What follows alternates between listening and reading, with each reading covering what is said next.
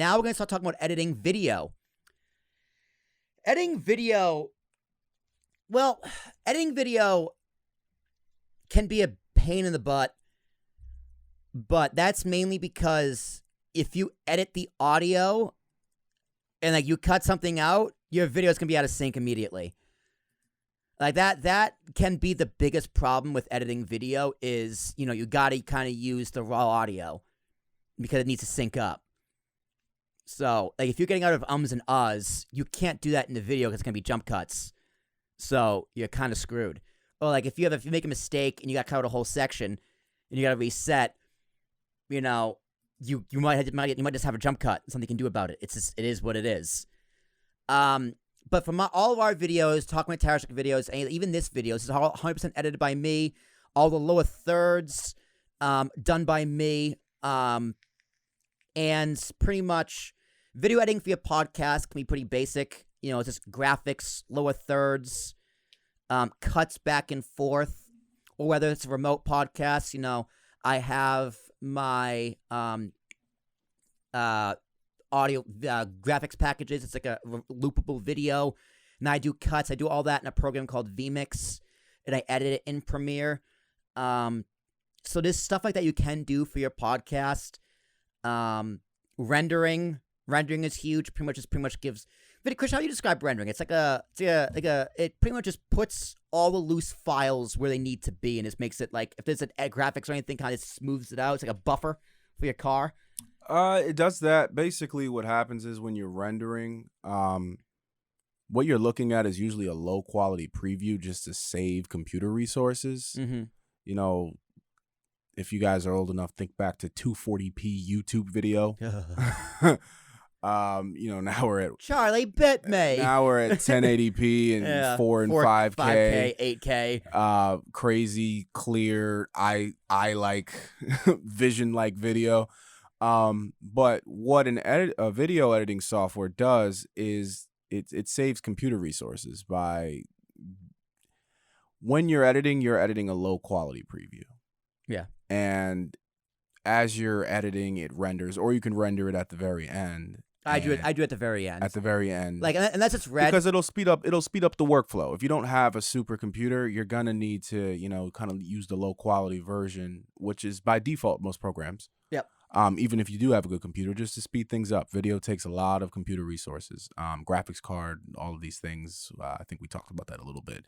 But at the end, what it does is it prints all the edits that you did, all the effects that you did, all the fades, whatever you did, graphics, and it prints it to a high quality version. Mm-hmm. Yeah. And you'll see it in my screen recording on Premiere. I do all my edits in Premiere, Adobe Premiere. When I upload something, the bar above the timeline is yellow. That just means it hasn't been rendered. If it's red, it means it needs to be rendered. You can export in yellow. It just might not look as clean. But you cannot export in red. It'll be janky. It'll be clippy. It might not be smooth.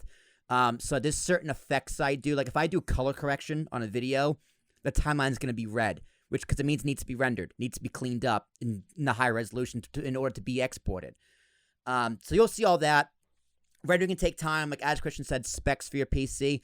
If you're using Premiere, I would recommend at least 8 gigabytes of RAM on your computer, just to make sure it can open and export in decent speed and handle everything you're doing, because Premiere will crash, and it'll crash often if you have anything lower. It might just not work altogether.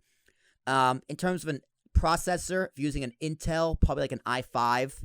Most computers nowadays come with the i5 basic. Most computers today, laptops today, probably have a basic 8 gigabyte RAM, maybe 16. My computer has 32. I'm about to upgrade my graphics card. My graphics card right now is a 1070, NVIDIA 1070. That's been great. I'd probably say anything in a 10 series, if you use NVIDIA, would be fine for editing video. I don't know what that would be in AMD. I don't know what that would be for any other kind of graphics card, but you can just go, like, whatever thing you're buying, you can Google NVIDIA 1070 equivalents and AMD, and it'll tell you. Like, my dad was asking for a new Dell, and like what specs to get. So I was like, send me a link to whatever you're doing, and it was like a weird graphics card because it's based on a laptop, it's smaller. So I Googled it. Oh, what is this equivalent to? Oh, okay, it's equivalent to like a 960, whatever. And I was like, yeah, that should be fine. And that's a basic laptop for my dad. So make sure, like I think Adobe would have like recommended specs for a piece for Premiere or After Effects. Just if you're gonna do your own video editing, just make sure you have a computer that can do it. As opposed to audio editing, if you're doing video, you probably should hire an editor, at least do basic stuff, or try and learn the basics yourself. Because it can go a long way, it can make a big difference. I mean, video is everything. Premiere can also export in, was it 9:16, which is like the phone ratio, Christian? Yes. Because typical aspect ratios are 16:9. 16:9, or square, like Instagram square. Yeah. Which is just like 1 by 1. 16:9, 9:16 would be taking that movie, turning it Inverted. It's a smartphone now. Yeah. So a typical 16:9 is like 1920 by 1080, which is just HD. And 69 is the reverse. Is 1080 by 1920. Yeah.